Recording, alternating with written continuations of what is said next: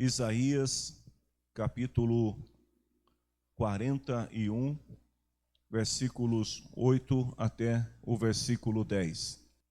O Senhor diz ao povo de Israel: Você é o meu servo, o povo que eu escolhi. Vocês são descendentes de Abraão, meu amigo. Eu os trouxe dos fins da terra, dos lugares mais distantes do mundo, e lhes disse: Vocês são os meus servos. Eu os escolhi e nunca os rejeitei. Não fiquem com medo, pois eu estou com vocês. Não se apavorem, pois eu sou o seu Deus.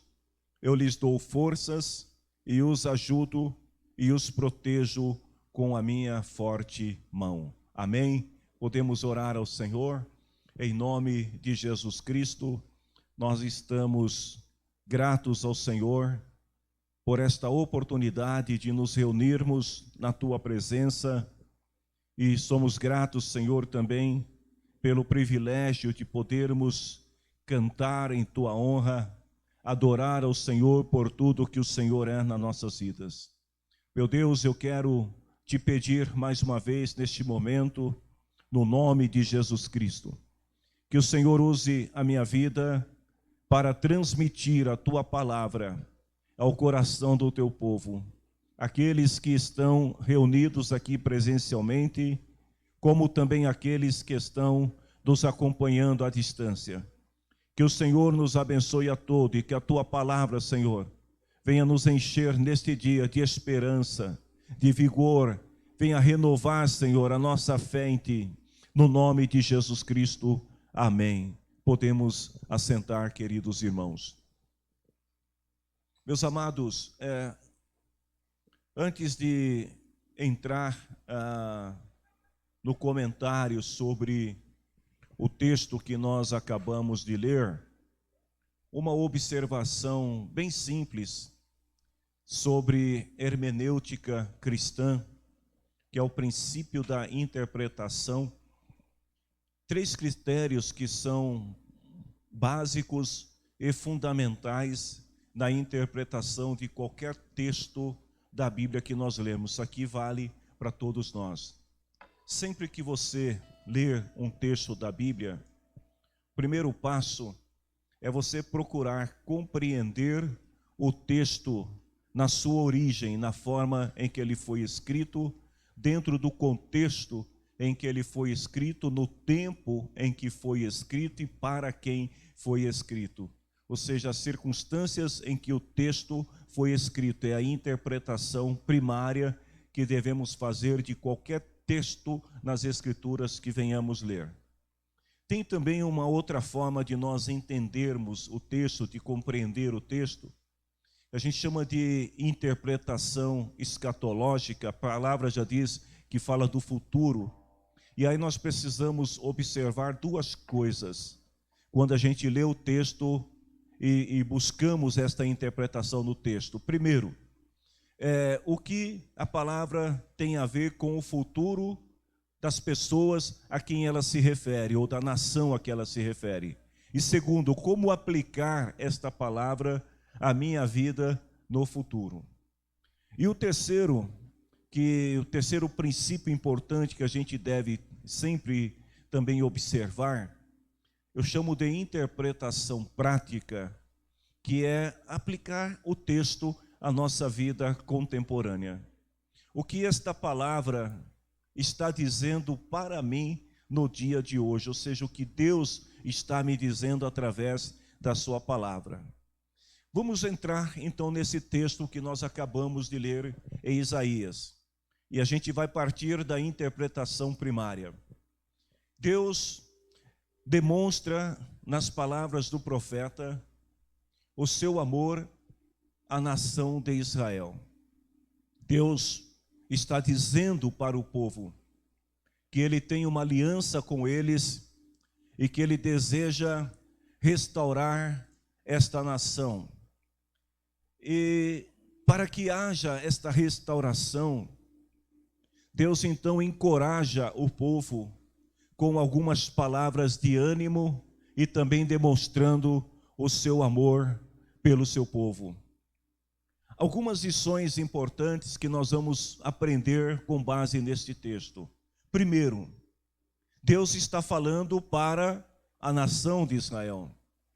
Deus está reafirmando a promessa que ele tinha feito para Abraão, lá no livro de Gênesis, quando o Senhor chamou Abraão, Gênesis no capítulo 2, versículo 2, Deus falou assim para ele que os descendentes dele iriam formar uma grande nação, que eles seriam abençoados por Deus. E o Senhor deixa muito claro também lá no capítulo 17, versículo 2 de Gênesis, quando ele fala a Abraão que a aliança que ele estava firmando com ele era também uma aliança para os seus descendentes. Muito tempo depois de Abraão, já no reinado de Josafá, uma certa vez a nação estava cercada pelos inimigos e o rei, ele ficou muito temeroso. Ele sabia que o seu exército não tinha força suficiente para vencer os inimigos. Então lá em 2 Crônicas, no capítulo 20, no versículo 7, o rei Josafá orou ao Senhor. E qual foi a oração de Josafá?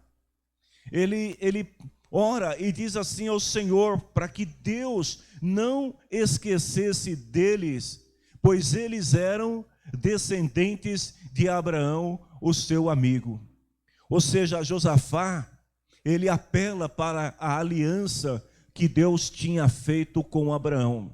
E se você quer saber o resultado dessa história em 2 Crônicas capítulo 20, é que por causa desta oração do rei Josafá e do reconhecimento de que Deus tinha uma aliança com aquele povo, o Senhor ouviu a sua oração e deu vitória a ele e ao seu povo diante dos inimigos. Se a gente voltar agora um pouquinho na história, nos dias de Moisés, Moisés também lembrou o povo que Deus tinha uma aliança com eles.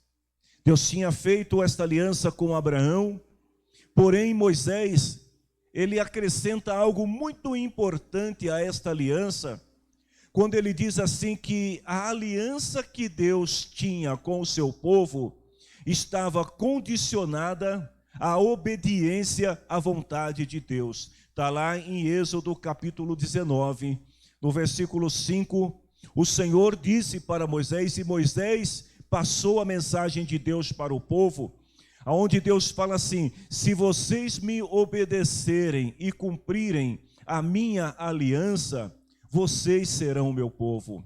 O mundo inteiro é meu, diz o Senhor, mas vocês serão o meu povo escolhido por mim, um povo separado somente para mim, e me servirão como sacerdotes. Então Moisés lembra o povo que de fato Deus tinha estabelecido esta aliança com Abraão. Mas para que a aliança de Deus tivesse efeito, pudesse produzir os resultados que o povo esperava, de serem abençoados, de serem engrandecidos na terra, estava condicionado à obediência. Mas infelizmente, queridos, o povo, por muitas vezes, não foi uma vez, mas por muitas vezes o povo se rebelou contra Deus, como lá nos dias do profeta Jeremias.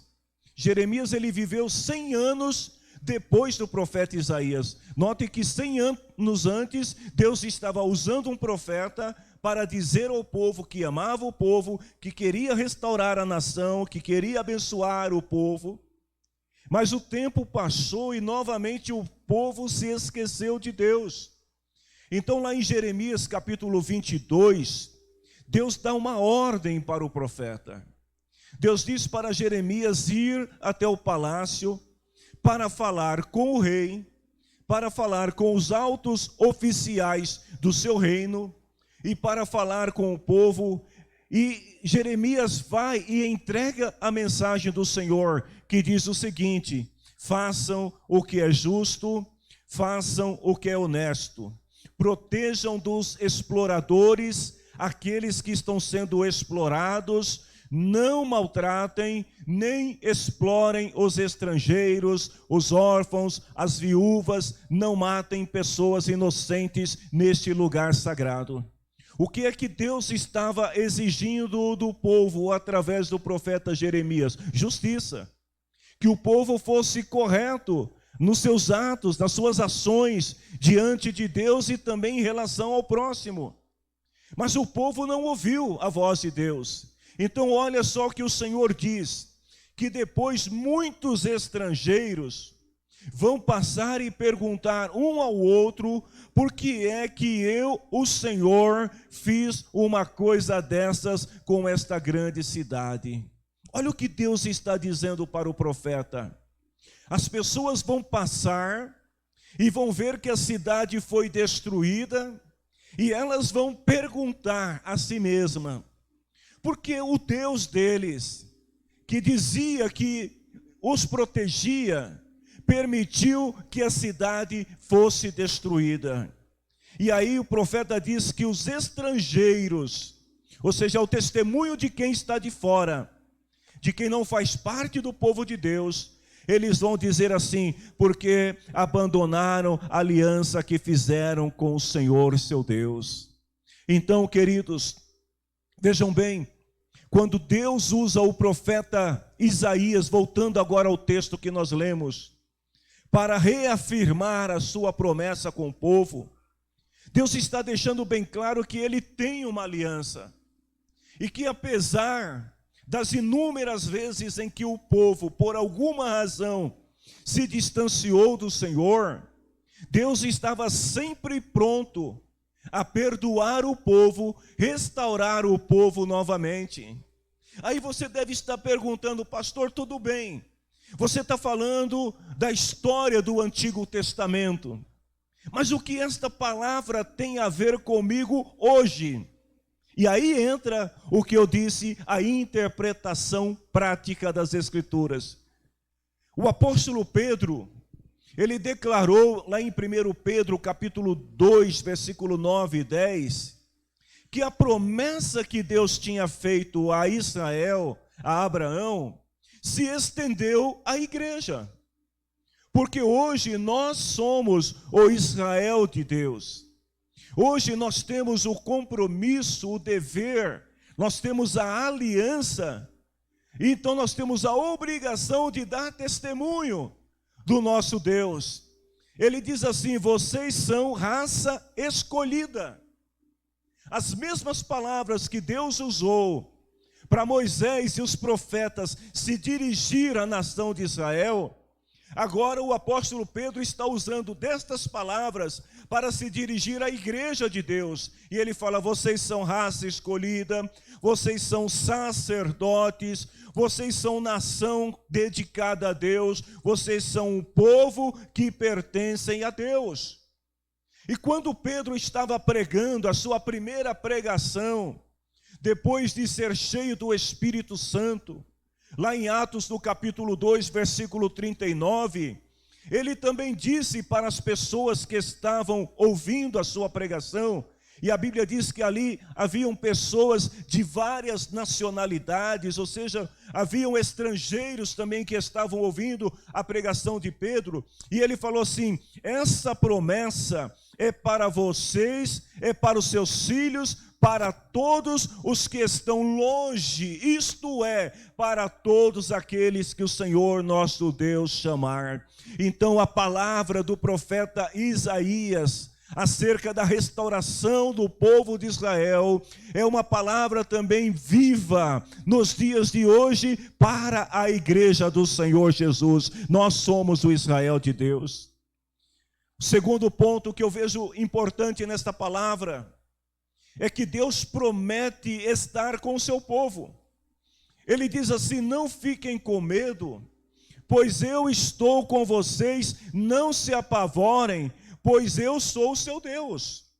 Ou seja, Deus prometendo que estaria com o seu povo todo o tempo, todo momento. E a gente vai ver isso na história da Bíblia. Por exemplo, nos dias de Moisés, como é que a presença visível de Deus se manifestava no meio do povo? Primeiro, quando o povo saiu do Egito, Deus se manifestava ao povo durante o dia através de uma coluna de nuvem. Aquela nuvem que guiava o povo no caminho do deserto representava a presença visível de Deus, protegendo, guardando, estando com seu povo. Quando chegava a noite, então os homens de Moisés acendiam as suas lâmpadas, as chamas de fogo que ficava no final daquela grande trilha de pessoas, aquela chama acesa, representava ali a presença de Deus guiando o povo durante a escuridão. Mais adiante, o Senhor disse para Moisés: Moisés, vocês vão fazer uma tenda sagrada para mim, para que eu possa morar no meio de vocês. Então nós vamos ver também a presença visível de Deus nos dias de Moisés, através da tenda, e depois dos dias de Salomão, através do templo. Aquele local representava, era uma forma das pessoas olharem para aquele lugar e se lembrar que Deus tinha uma aliança com eles e que Deus estava com eles. Mas aí eu pergunto para vocês, e nós hoje? Nós não temos a tenda, nós não temos a nuvem, não temos a coluna de fogo, não temos o templo de Salomão, embora existam cópias por aí, mas nós não temos esses lugares. Então, como nós podemos declarar que Deus está conosco? Como nós podemos revelar a presença visível de Deus entre nós? Isaías 40, versículo 5, o profeta disse o seguinte, que Deus mostrará sua glória a toda a humanidade. O próprio Senhor prometeu e vai fazer isso. Mas como é que Deus se revela a nós? Mateus capítulo 1, versículo 23 responde: uma virgem ficará grávida, ela vai ter um filho que vai receber o nome de Emanuel. E o que significa Emanuel? Deus conosco. João capítulo 1, versículo 14, ele diz que a palavra, o Emanuel, a presença de Deus, se tornou humano entre nós. Ele habitou entre nós e ele fala assim, e nós vimos a revelação da sua natureza divina. Então agora não mais através do templo, mas agora através da pessoa de Jesus Cristo, Deus manifesta a sua presença visível entre os homens. Ainda em João capítulo 2, versículo 11, Jesus foi numa festa de casamento, em Caná da Galileia. E lá Jesus operou o primeiro milagre durante o seu ministério terreno. E olha o que João diz, ele revelou a sua natureza divina e os seus discípulos creram nele. Então, através de Jesus Cristo, a presença de Deus se tornou visível à igreja. E Jesus prometeu que estaria com a igreja. Ele falou assim, esta presença é o Emanuel, Deus conosco. Ele estará para sempre com vocês. Está em Mateus 28, 20. Eu estou com vocês todos os dias até a consumação do século. Mas alguém vai dizer assim, Jesus foi crucificado. Jesus subiu ao céu. Ora, e se ele não está mais aqui fisicamente presente, como nós podemos saber que Deus está conosco? A palavra do Senhor diz que ele enviou o Espírito Santo. E o Espírito Santo veio habitar aonde? Não mais numa pessoa, no verbo encarnado, no Emanuel, mas agora o Espírito Santo veio habitar no coração de homens e mulheres que acreditam na palavra de Deus, que se entregaram a Ele. Portanto, queridos, hoje a igreja é o testemunho vivo e real da presença de Deus entre o povo. Eu estou com vocês, Deus está conosco, Deus está entre os homens, através da sua igreja. Mas deixa eu te falar uma coisa, porque quando eu falo de igreja, eu não estou falando de templo, gente. Não mais templos, não mais tendas. Eu não estou falando de instituições humanas, de associações, de homens. Eu não estou falando de um CNPJ. Deus não está presente no CNPJ, mas Deus está presente na vida dos adoradores, que adoram a Ele em espírito e em verdade. Louvado seja o Senhor. Glória a Deus. É por isso que Paulo diz em 1 Coríntios 3,16, vocês sabem, olha o que ele está dizendo, vocês sabem que vocês são o templo de Deus e que o Espírito de Deus vive em vocês. Como saber que Deus habita entre nós? Olhe para dentro de você e sinta Ele aí, a presença de Deus em teu coração pela fé. Terceira lição que eu aprendo nesse texto são as promessas que Deus faz para o seu povo. Deus faz 3 promessas, e estas promessas, elas também se aplicam a nós nos dias de hoje. Versículo 10, a segunda parte do versículo. Olha o que o Senhor diz: eu lhes dou forças. Noutra versão diz: eu te fortaleço. Queridos irmãos, sabe quem nos dá força? É Deus. Talvez você veio para o culto hoje, sabe, quase que arrastado, né? Arrastado por Deus. Você veio para o culto cansado, né? Queridos, mas Deus, Ele está sempre nos fortalecendo. A presença dEle está sempre nos encorajando. Às vezes a gente enfrenta tantos obstáculos, aí a gente olha assim para a dificuldade e fala: meu Deus, não dá para resolver isso, não tem como ultrapassar esta barreira. Mas aí nós nos lembramos da palavra do Senhor, quando Ele diz assim: eu te fortaleço, e mais ainda, através do mesmo profeta, no capítulo 40, versículo 29, ele diz assim que Deus dá aos cansados novas forças e enche de energia aos fracos. Então, às vezes, você está sem força nenhuma, e você diz assim: Senhor, eu não tenho meios, não tenho recursos, mas aí o Senhor vem e te fortalece. Tem uma passagem na Bíblia lá em 2 Crônicas, no capítulo 15, que fala a história do rei Asa. Eu costumo dizer que o meu nome está na Bíblia. O meu nome Asa, porque são as iniciais do meu nome. Então eu costumo brincar com as pessoas e falo: o Aguinaldo não está, mas o Asa está na Bíblia. O rei Asa, assim que ele assume o trono, ele está decidido a fazer a vontade de Deus.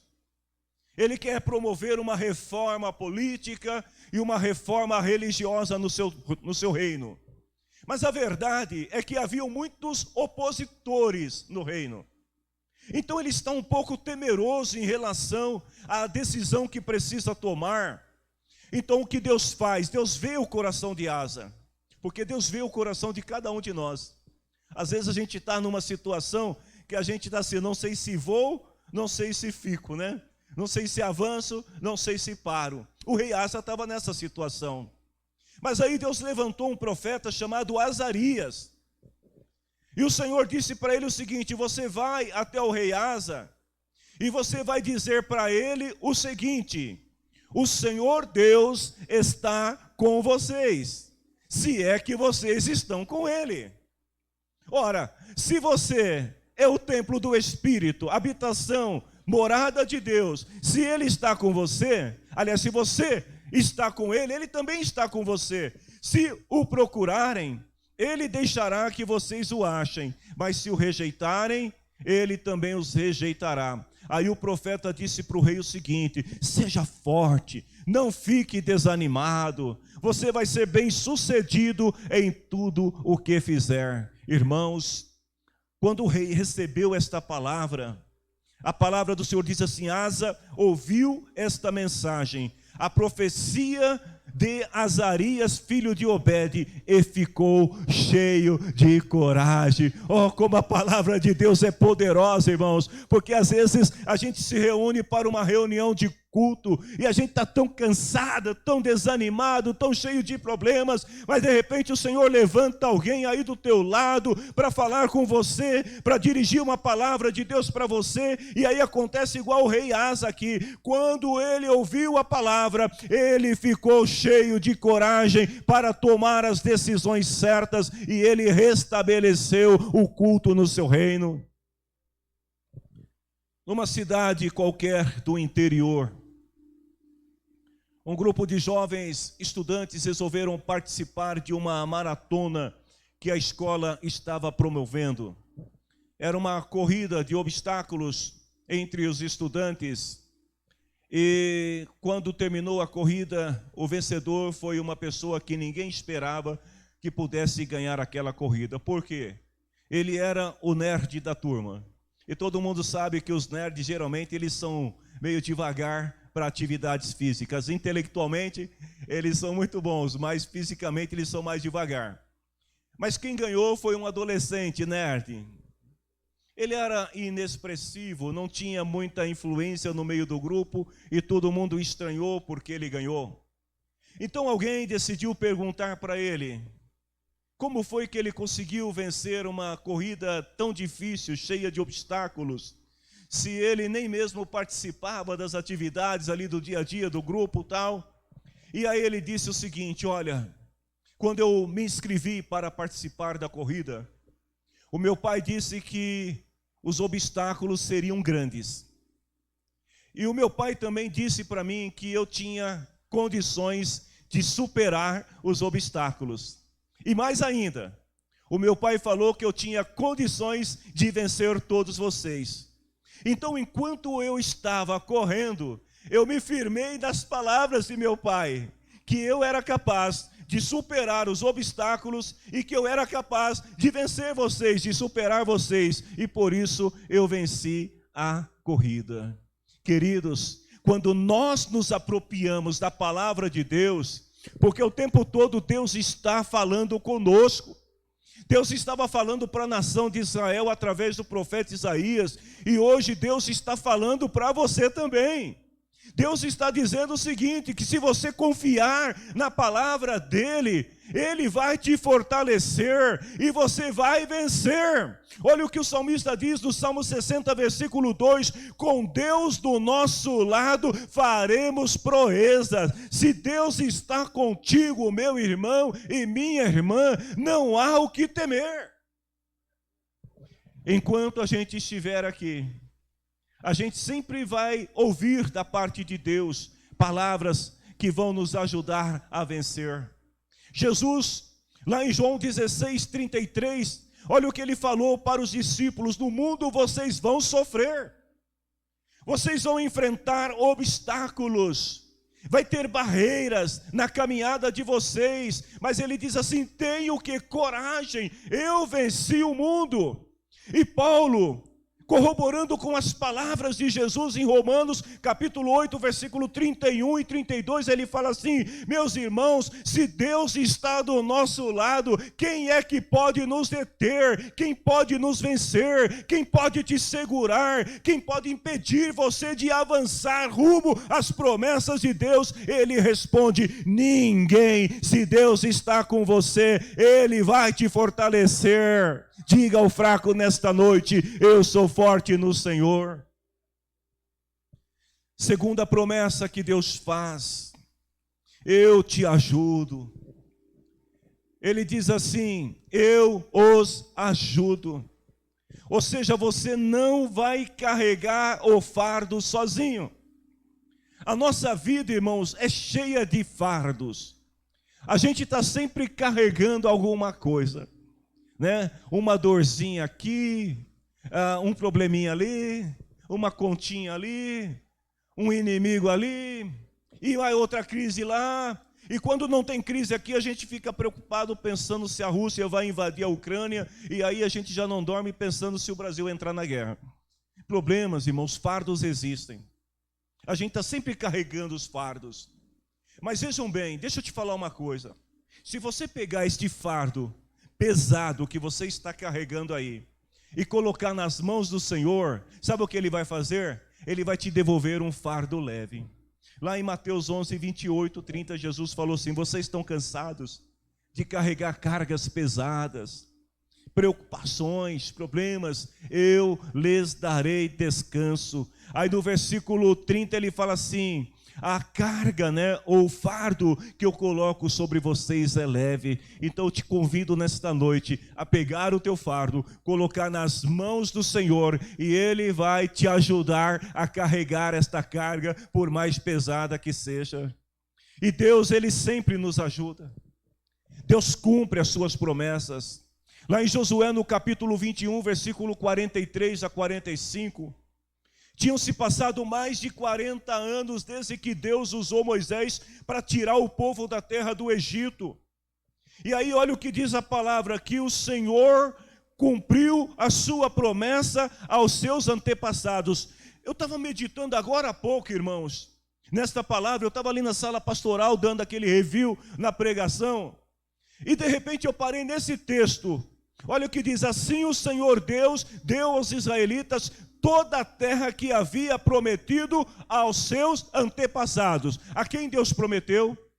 Aos avós, aos pais, daqueles que estavam, naquele momento, tomando posse da terra. Aí sabe o que me veio à mente?